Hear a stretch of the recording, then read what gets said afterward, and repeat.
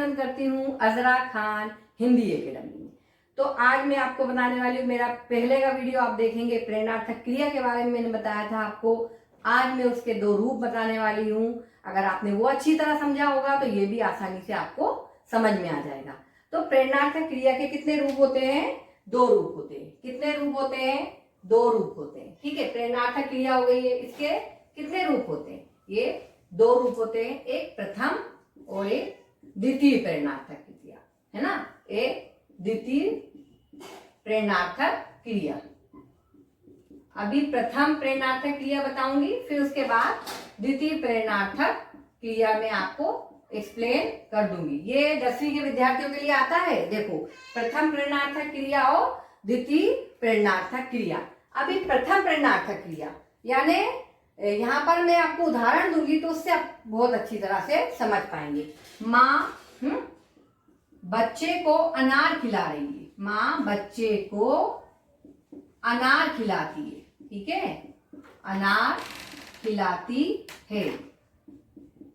माँ बच्चे को अनार खिलाती है। ये एक उदाहरण हो गया। ठीक है, अभी यहाँ देखिए, माँ बच्चे को अनार खिला रही है। माँ स्वयं कर रही है वो कार्य, है ना।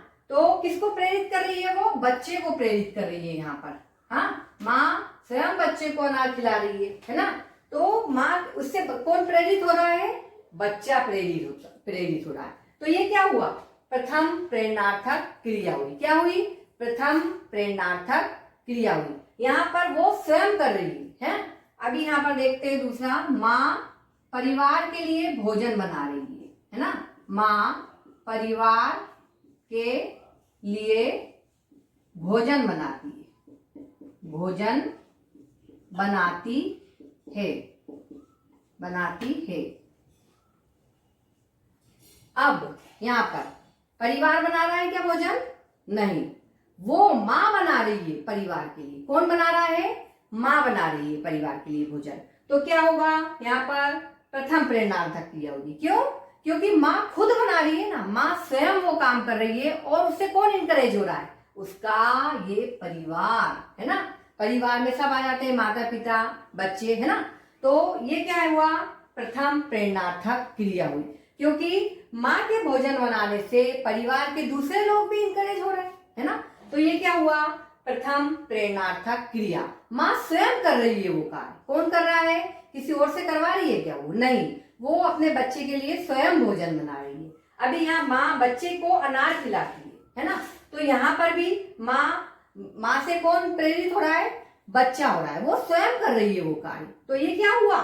प्रथम प्रेरणार्थक क्रिया हुआ। क्या हुआ ये?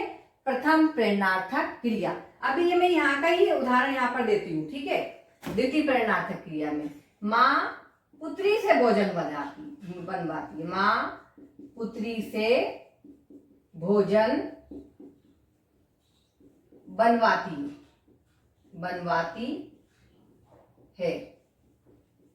हाँ, माँ पुत्री से भोजन बनवा रही है यहाँ पर। अब मैं आपको ये उदाहरण में अपने ऊपर खुद आपको बताती हूँ, उससे आपको बहुत अच्छी तरह समझ में आएगा। अब मैं अजरा और मेरी बेटी क्या है? कौन है? हानिया है ना। तो अब मैंने उसको बोला कि जाओ हानिया खाना बनाओ, है ना।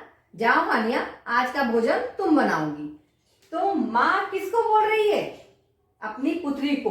मैं अजरा किसको बोल रही हूँ? अपनी बेटी हानिया को बोल रही हूँ कि तुम जाओ और भोजन बनाओ। तो वो किसको बोल रही है? अपनी बेटी को। तो वो दूसरे से काम करवा रही है ना।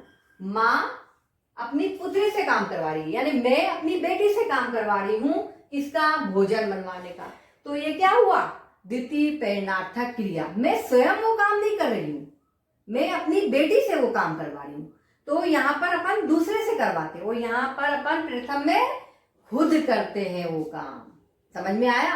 अब आपको मतलब प्रथम में और द्वितीय में अंतर भी समझ में आ रहा होगा। और प्रथम प्रेरणार्थक क्रिया किसे कहते हैं, तो ये भी मेरे को लगता है आपको अब इस उदाहरण से इसको समझ में आ गया होगा। ठीक है, अभी देखो दूसरा, है ना। माँ नौकरानी से झूला झुलवा रही है। माँ नौकरानी से झूला झुलवाती है। नौकरानी से झूला झुलवाती है। वो स्वयं कर रही है क्या? नहीं, झूला झुलवाती है, झुलवाती है। माँ स्वयं वो काम नहीं कर रही है, वो घर की मेड है या नौकरानी है, उससे करा रही है वो काम। किससे करा रही है? दूसरे शख्स से करा रही है। तो ये क्या हुआ? द्वितीय प्रेरणार्थक क्रिया हुई। क्या हुआ? द्वितीय प्रेरणार्थक क्रिया। अभी ये उदाहरणों से आपको प्रथम और द्वितीय प्रेरणार्थक क्रिया मेरे ख्याल से बिल्कुल दिमाग में समझ में आ गया होगा कि प्रथम किसे कहते हैं और द्वितीय किसे कहते हैं। प्रथम और द्वितीय प्रेरणार्थक क्रिया के मैं एक ट्रिक बताने वाली हूँ, उससे आप ये क्रिया गलत कर ही नहीं सकते और बहुत समय भी कम लगेगा। आपका बोर्ड का पेपर भी बहुत आसानी से हल हो जाने वाला है। तो यहाँ पर वो ट्रिक देख लो, है ना। यहाँ पर देखती हूँ मैं प्रेरणार्थक क्रिया, है ना। इसके दो रूप बताती हूँ, प्रथम और द्वितीय की ट्रिक बताती हूँ। ये प्रथम प्रेरणार्थक और ये द्वितीय प्रेरणार्थक। ये क्या है?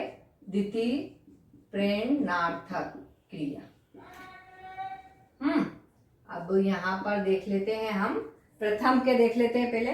प्रथम में क्या आता है? जैसे लाना और, है ना, और इसमें क्या आता है? वाना। इसमें क्या आता है? वाना। ठीक है, लाना, इसमें क्या आता है? वाना। ठीक है, इसमें वाना आएगा, इसमें लाना आएगा। ठीक है, जैसे हमने एक उदाहरण देखते हैं, चलना, और इसमें आना भी आता है। सॉरी, यहाँ पर आना भी आता है। हाँ, जैसे चलना का क्या होगा? चलाना। क्या हो गया? चलाना। आ गया आना, आ गया।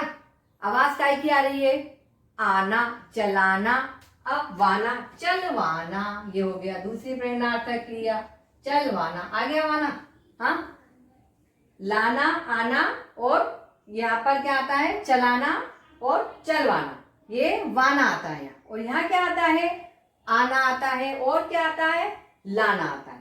तो ये आखिरी प्रत्यय के अंत में जुड़ता है। ये काय में जुड़ता है? ये अंत में जुड़ता है। जैसे चलना लिखा ना अपन ने, ये मूल क्रिया क्या हुई? यहाँ पर ही समझा देती हूँ। ये मूल क्रिया हुई। क्या हुई? ये मूल क्रिया क्या है? चलना, है ना।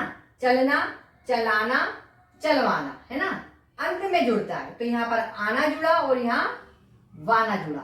तो आप समझ जाना, प्रथम प्रेरणार्थक क्रिया जिसमें अंत में प्रत्यय जुड़ता है, आना या लाना, और द्वितीय प्रेरणार्थक क्रिया जिसके अंत में प्रत्यय जुड़ता है, वाना। हाँ, क्या जुड़ता है? वाना। मैं भी थोड़ा कंफ्यूज हो गई थी। वाना। ठीक है, यहाँ पर देखो, अब आगे आपको समझ में, एक बार फिर बोल देती हूँ आपको। यहाँ पर देख लें आप लोग, मूल क्रिया क्या है? चलना, है ना। प्रथम प्रेरणार्थक क्रिया क्या हुई? चलाना। आ गया आना, है ना, आना आ गया। अब द्वितीय प्रेरणार्थक क्रिया क्या हो गई? चलवाना। आ गया वाना, आ गया। तो हम एक ही ट्रिक याद रखो आप कि इसमें क्या आता है? प्रथम में लाना और आना, द्वितीय में क्या आता है? वाना। प्रत्यय के अंत में जुड़ता है लाना और आना, और प्रत्यय के अंत में जुड़ता है, द्वितीय प्रेरणार्थक क्रिया के अंत में जुड़ता है वाना, और प्रथम में क्या जुड़ता है? लाना और आना। तो ये भी आप स्क्रीनशॉट ले सकते हैं, और ले लें तो अच्छा होगा आपको, आप भूलेंगे नहीं। ये स्क्रीनशॉट लेंगे तो आपको समझ में आ जाएगा। ठीक है, अब मेरा तो यहाँ तक के प्रथम प्रेरणार्थक क्रिया, द्वितीय और सब मेरे प्रेरणार्थक क्रिया के बारे में परिभाषा आपको पढ़ाई। अब मेरे हिसाब से तो आप लोगों को बहुत ही अच्छी तरह समझ में आ गया होगा।